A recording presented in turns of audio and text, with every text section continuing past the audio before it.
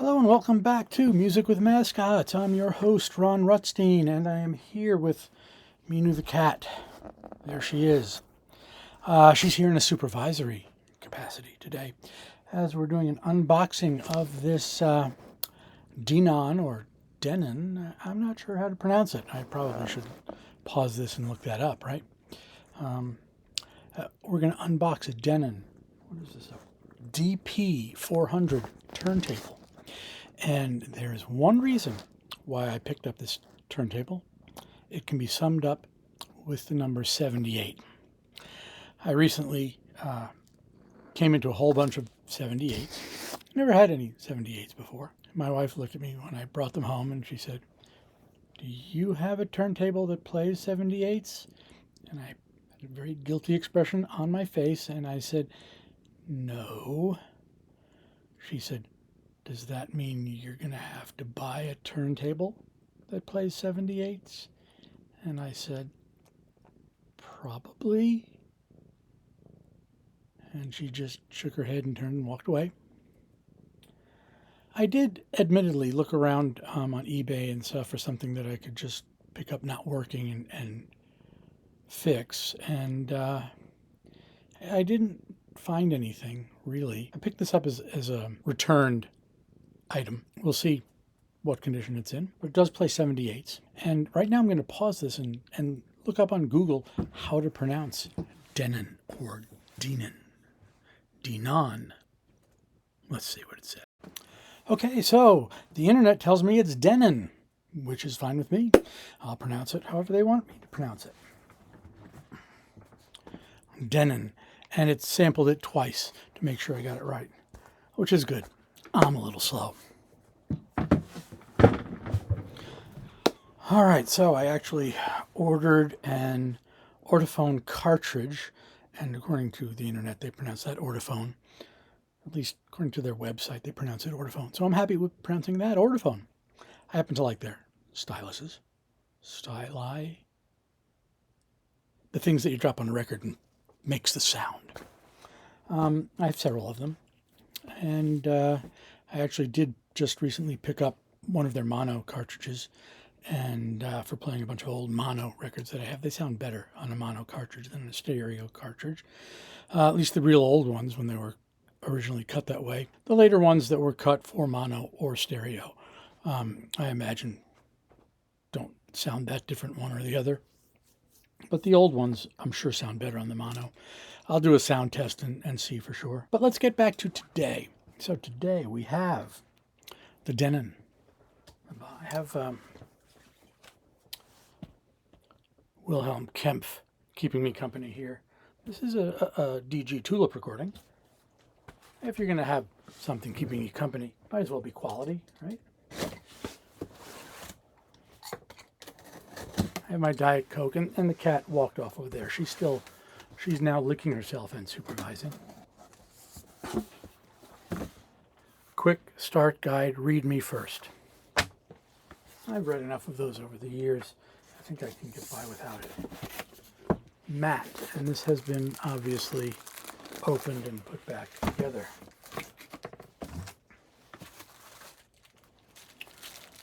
We have a European plug. We have another type of plug. We have a 45 spindle. We have yet another type of plug. So they didn't know where the heck they were going to be shipping this. And we have a good old-fashioned North American plug. At least that's what it looks like. We have a white box, which also has been opened, obviously.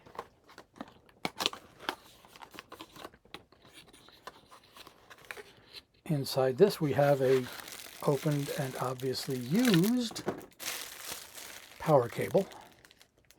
So somebody had this hooked up. It does have an American style plug on it, and a little plug there to go into the turntable.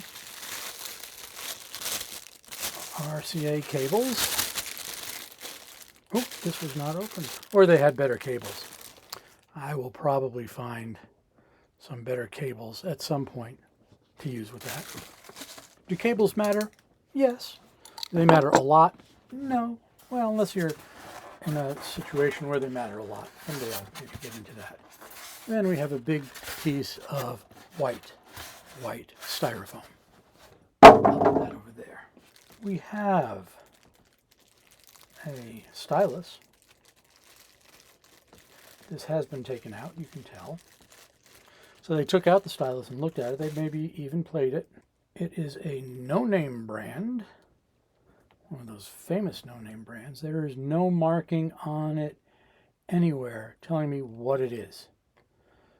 I'm okay with that. I'm going to be putting my own cartridges on this anyway, and I would rather them not spend more than 20 bucks on something that I'm just going to throw out or pass on to someone else. I'm putting a turntable together for a friend of mine who doesn't have any money, so maybe I'll put that on one that doesn't have a stylus on it and see how it sounds and give it to them. All right.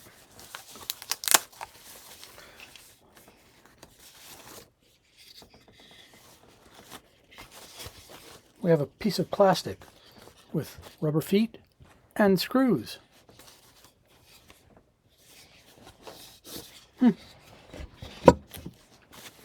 If I opened the README first, I probably would know what that is. There's a counterweight. And this doesn't look like it's been opened, so I don't know how far they got with the process here. This is the dust cover for this, and in the pictures that I saw, this just comes off, you take it off, and then you put it back on when you're done. You don't use this while you're playing records.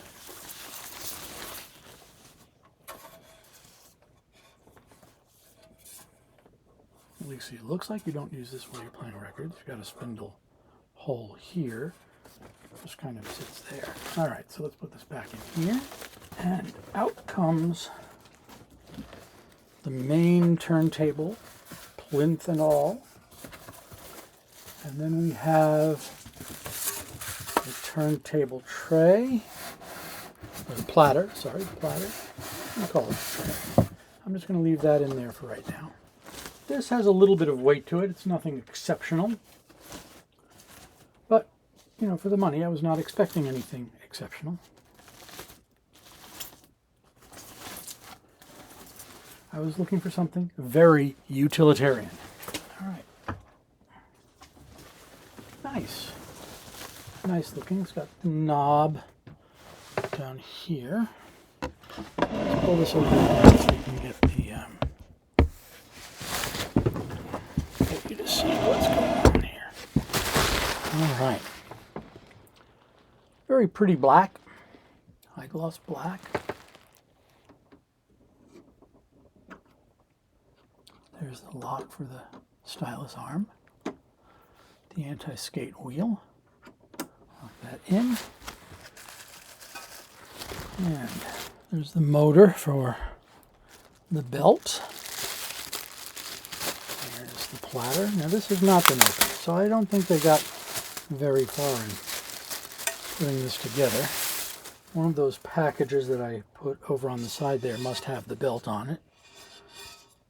Oh, nope, this has the belt on it right here. Okay. Which actually makes sense, because once you box these things up, you have no idea how long it's going to remain in the box before you sell the thing. And this way, you keep the belt perfectly round. Which makes sense, right? Put it on the spindle, and you put the belt on there.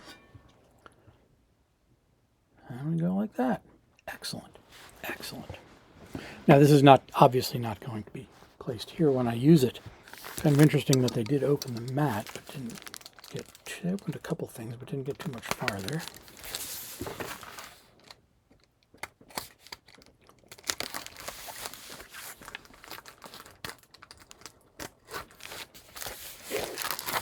Okay. Ye old rubber mat.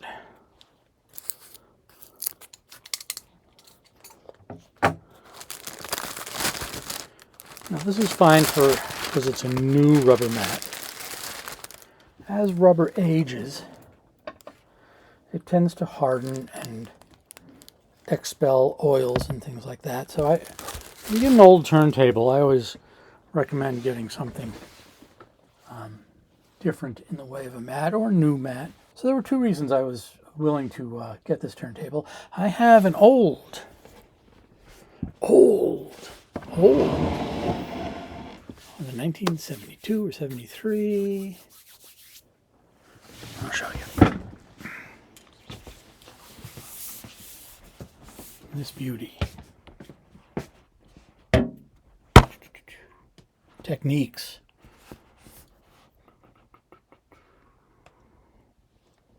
This isn't showing up well. Yeah. This is the first generation of the SL1200. And that's a beauty. I bought that not working. So I bought that not working. And no stylus or anything like that.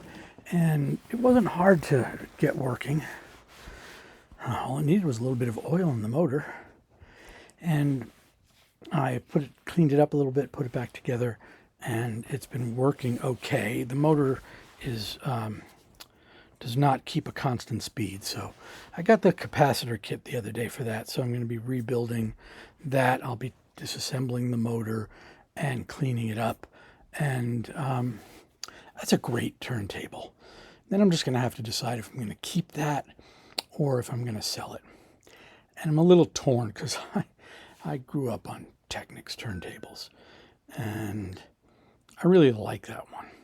And it's got a really low serial number, which means it's the first year it was in the first year of production. I think it's got a 2000 serial number, and it was a U.S. Or rather a North American market one because it's 120 volts instead of 100. And right now the ones I see available in non-working condition are like $300 or $400, and they're all Japanese. So that means you got to buy them. You got to either build or install some type of a step-down transformer or have one on the side to go with it. And I don't know if I want to do that. And that's a really nice turntable. So I'm going to have to decide what to do with that. As for the Denon here, I do have a Denon moving coil cartridge with a Shibata stylus on it that I'm going to put on this and play with that. I do have the mono cartridge, and I do have the 78 cartridge coming. So what I may do is I may just leave this turntable for mono and for 78 and use the moving coil and another higher end cartridge on the Techniques. I don't know. I'll have to see how this sounds compared to the Techniques. Techniques is much heavier turntable than this. Although this is not too lightweight, I'll have to weigh it. It's certainly heavier than the Project Carbon debut that I had given to me that was barely used. That I'm gonna resell, but it's not worth much. It was, $300 new, I think, with a 2M red cartridge on it, which is, for $90 is a decent cartridge. But what do you expect for $90? You're not going to get a great cartridge for $90, and you're not going to get a great turntable and cartridge set up for under $300.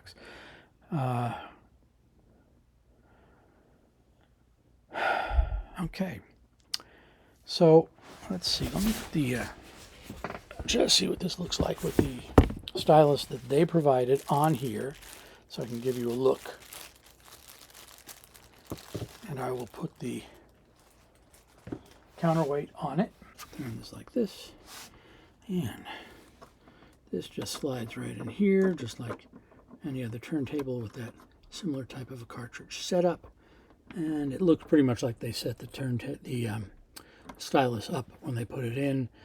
At some point, I'm probably just going to remove this and put it on something else. And where is the counterweight? I'll put the counterweight on so you get a look at it.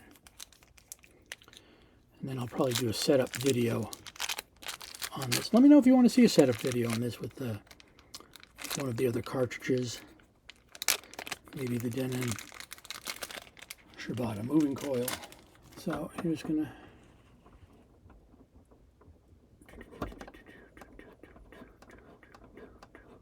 I'm not going to balance this here now, but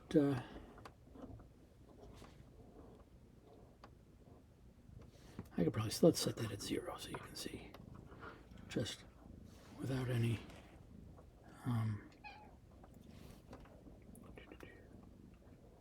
precision, but just a quick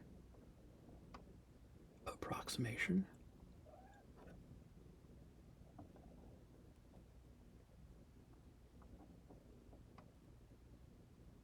That's approximately 0.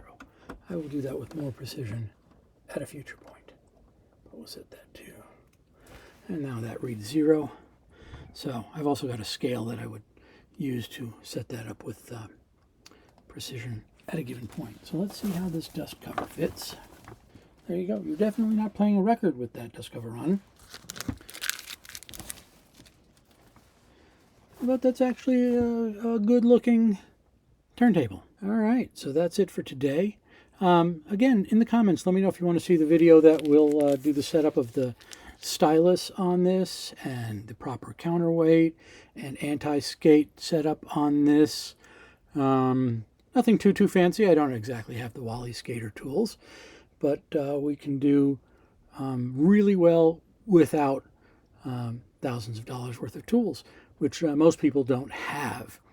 There are some inexpensive tools that will definitely get you by and get you with lower level audiophile equipment, such as this. You can get good audiophile sound without spending millions and millions of dollars.